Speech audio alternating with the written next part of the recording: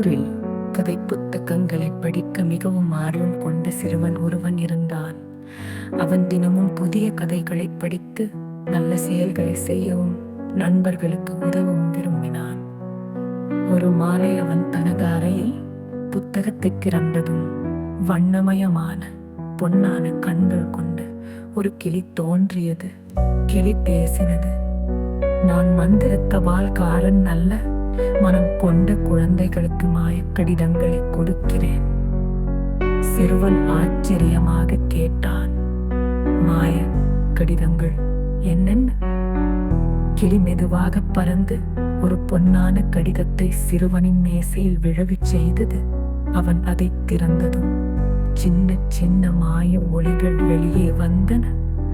அந்த ஒளிகள் அவனை மகிழ்ச்சியுடன் நிரப்பின. கடிதத்தில் அவன் நல்ல செயல்கள், அன்பு பகிர்வு, துணிச்சல் போன்றவற்றை பற்றி எழுதப்பட்டிருந்தது. அடுத்த சில நாட்களில் கிளி அவனை ஊரின் அற்புதமான இடங்களுக்கு செல்ல வழிகாட்டியது. மழைக்காடுகள், பூச்சி தோட்டங்கள், நட்சத்திரம் நிறைந்த வானம்,